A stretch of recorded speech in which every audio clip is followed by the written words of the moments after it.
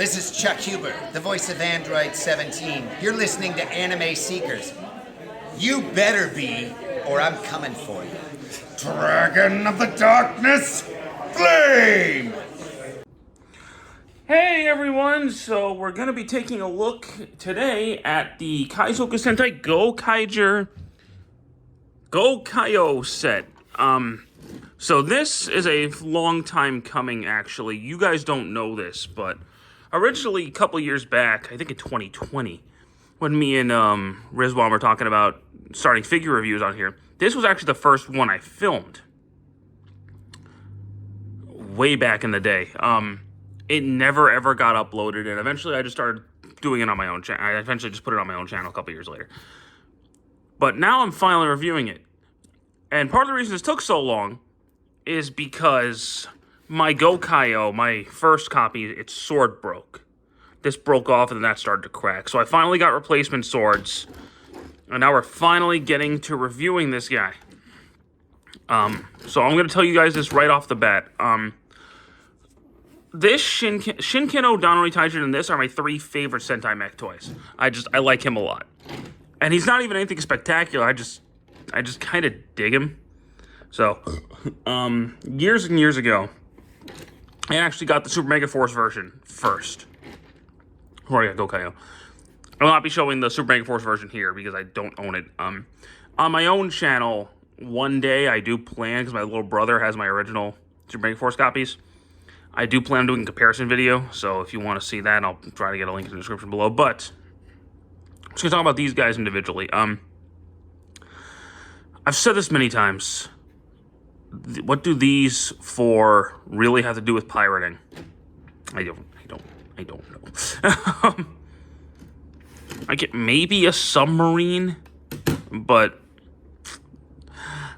I don't see them having a truck, a race car, or a jet. Honestly, I don't even see them having a submarine.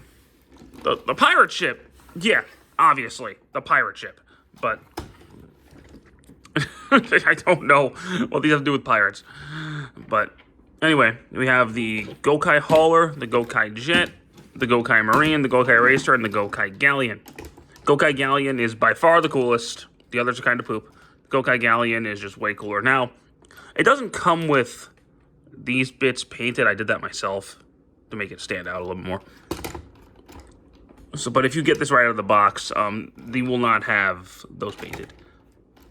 Which is weird, but it is what it is. Now, transformation-wise, it's very, very simple. There you go. That's the foot. There's another foot. Rotate these down. Flip out the hand. These down.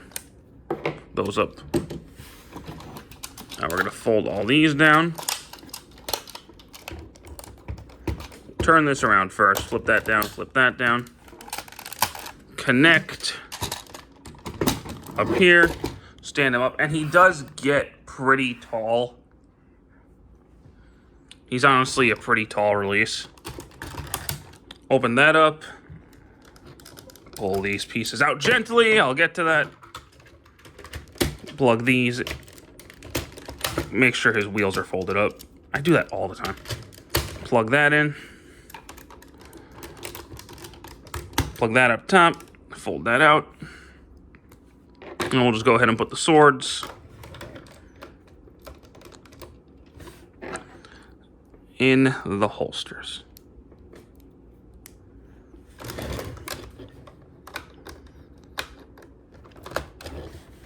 There you go. Here we have Gokai-Oh. And I just think he looks neat. I've always really liked Gokai-Oh's design. And this is no exception. This is, of the two main releases, Gokai-Oh and the Legendary Megazord, Gokai-Oh is hands down the better of the two. And I'll explain that more as we go on. But we're going to give him his swords. Now, this sword can only go in this hand, and this sword can only go in this hand. So, if you want to have it holding straight, you gotta have to do this. But you can go choppy, choppy, chop, chop. He does have a gimmick. And it involves this dial on the back. So, If you tilt it one way, just keep turning it, and all the doors will eventually open, and you can reveal the cannonball to do the Gokai Starburst attack.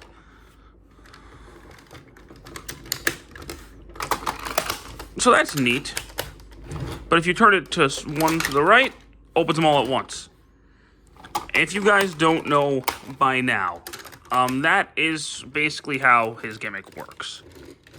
So, you, well, the auxiliary mechas all go inside these compartments, open up, and then you have superpowered Gokai-Oh versions. So, we'll talk more about those later. I'm going to tell you guys this right off the bat. This initial series of Gokaiger reviews will just be Gokai-Oh, Gojujin, and Mach Alkin. I do have them all. I do have every single Gokaiger mech. They're just all in storage right now, and I don't have them all with me. When I get them out, which I plan to, I will review all of them. But for this initial series of Gokaiger reviews, it's just going to be Gokai-Oh, Gojujin, and Mach Alkin, because that's what you need to form the final combination. Because that's what I have on display. But be careful with your Gokai-Oh, because I have had 2 copies of this. Mainly because my swords broke. So I got a second copy to get new swords. Just be careful with him. If you don't transform him too much, it should be fine. And honestly, I probably, after this review, I'm not going to do much transforming with him. But, yeah, that's been my look at Gokai-Oh. Like I said, aside from Donori Taijin and Shinkeno, he's one of my favorites. I like those two a little bit more.